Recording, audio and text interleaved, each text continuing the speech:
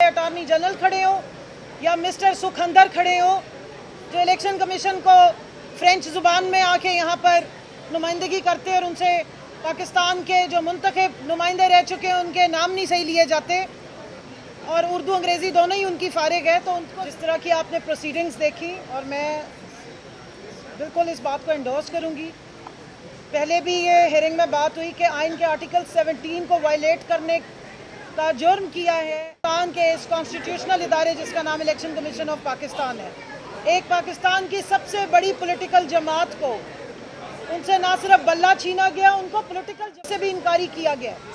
हमें सबको फोर्स किया गया कि हम पीटीआई की बजाय इंडिपेंडेंट इलेक्शंस लड़ें और ये बात बार बार जब सवाल किया जाता है तो चाहे अटॉर्नी जनरल खड़े हो या मिस्टर सुखंदर खड़े हो जो इलेक्शन कमीशन को फ्रेंच ज़ुबान में आके यहाँ पर नुमाइंदगी करते और उनसे पाकिस्तान के जो मुंतखब नुमाइंदे रह चुके हैं उनके नाम नहीं सही लिए जाते और उर्दू अंग्रेज़ी दोनों ही उनकी फारिग है। तो उनको ज़रूर बताना चाहिए कि जब आपसे सवाल होते हैं, जब आपसे बात पूछी जाती है कि बताइए कि कौन सा फार्मूला है प्रोपोर्शन ऑफ रिप्रेजेंटेशन का जिसके तहत आपने अपनी मनपसंद जो पार्टीज़ हैं उनको ये सीटें मिठाई के डब्बों के साथ दी। जब नेशनल असेंबली का फार्मूला पंजाब से 4.21 लगता है तो आप किस तरीके से जिस पार्टी को 4 सीटें मिलनी थी उसको आपने 14 सीटें दे दी। आपने तो पूरी जो प्रोपोर्शन ऑफ रिप्रेजेंटेशन हाउस की होती है, असेंबलीज की होती है, उसकी तो आपने ऑर्डर ही तबाह कर दिया। यानी कि जिस पार्टी को अवाम ने रिजेक्ट किया उसको इलेक्शन कमीशन ने नवाज दिया।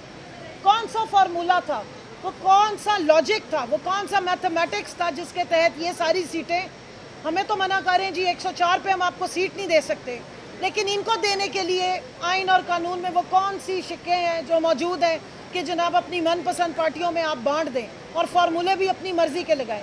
तो इस तरह की ये जो नाइंसाफ़ी है वो इंसाफ की सबसे बड़ी अदालत से हमें बिल्कुल इसकी उम्मीद नहीं है कि नाइंसाफ़ी हो। हमें पूरी उम्मीद है कि अवाम के वोट की सैंक्टिटी को कायम रखा जाएगा, अवाम के इस हक़ को कायम रखा जाएगा और जो एक इलेक्शन के नाम पर यहाँ पर धांधली की गई, जुल्म और फस्तायत और जबर किया गया, उसकी पटिशन इमरान खान साहब की पड़ी हुई है। अगर आपने ज़्यादा देर करनी है तो उस पटिशन को क्लब करें और इसके साथ वो केस भी सुने। आज बिल्कुल ठीक बात की जस्टिस मुनीब साहब ने और मंसूर साहब ने।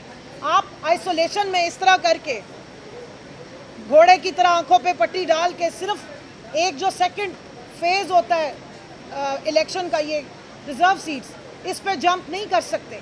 आपको देखना पड़ेगा 13 जनवरी पे वापस जाएं और देखें कि उस फैसले के बाद इलेक्शन कमीशन का क्या रवैया था, किस तरह कैंडिडेट्स के साथ सलूक किया गया।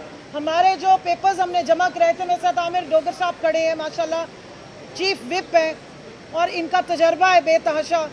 सब ने 4-4, 3-3 फॉर्म्स जमा कराए थे। जिन्होंने पीटीआई के फॉर्म जमा कराए अपने वो फॉर्म रिजेक्ट कर दिए और अब आप यहाँ एक फॉर्म इंडिपेंडेंट का उठा के ले आए हैं।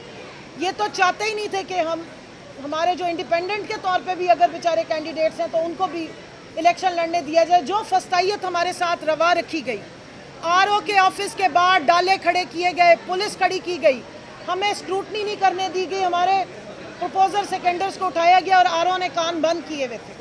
किसी एप्लीकेशन का जवाब नहीं दिया गया, हमें जाके अदालतों से अपने पेपर एक्सेप्ट कराने पड़े। इलेक्शन वाले दिन फस्तायत बर्ताव किया गया, आरओ के ऑफिस से दूर 25-30 फुट दूर हमें खड़ा किया गया, हमारे साथ जुल्म तशद्दुद किया गया। इस सारे को देखिए, ये अगर अदालत हमें नहीं देखेगी, ये अदालत अगर ह्यूमन राइट्स पे नज़र नहीं डालेगी और अगर बकौल जस्टिस याहिया अफरीदी के हिस्सा बकदरे जुस्सा नहीं देगी और जुस्से से ज़्यादा हिस्सा पकड़ा देगी और अपनी मोहब्बत वोट को इज्जत दो से ज़्यादा पार्टी बनेगी इलेक्शन में।